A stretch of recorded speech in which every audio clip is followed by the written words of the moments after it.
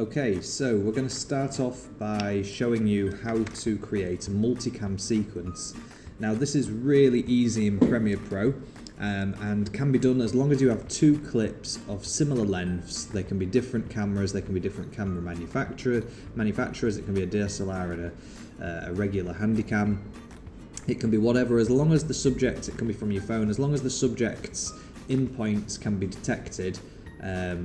It doesn't matter if one's longer than the other. If you want to do some multicam, if you've captured an event from two different angles, this is really useful for you. So let's get started. I'm going to take this shot here from my main camera, A1, and I've marked an endpoint just after he says his name and his lips close, like you can see here. And what I did is I marked it to the millisecond as his lips meet.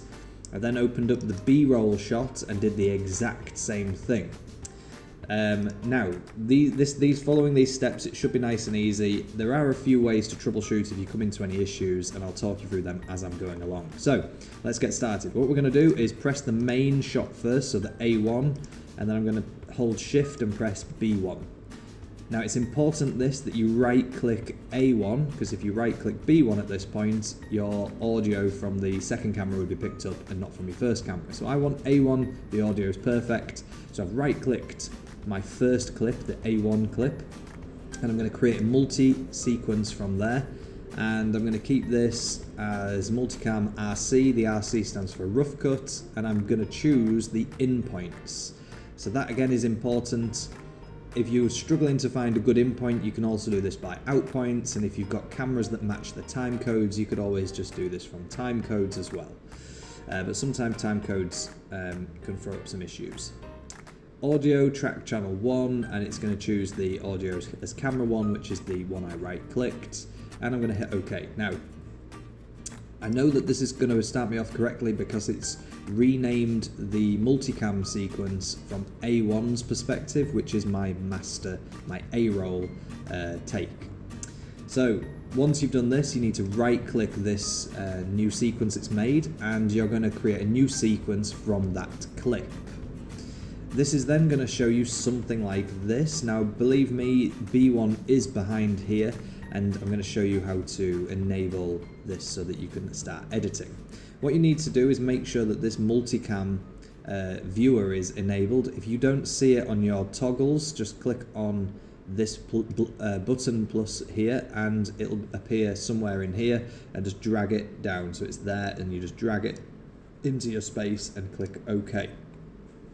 What we're then going to do is bring this up, and we're going to just press play in a moment, and that's where I'm going to stop this video, otherwise it's going to pick up all the audio and I actually do want to edit this. But essentially at this point you press play and you just keep watching it through and pressing between the two to adjust it. As you can see here, when I click it here while it's paused, it changes the whole entire clip to B1, but your audio will stay unchanged. So just as a quick demo to show you this, I'm going to press play at this point.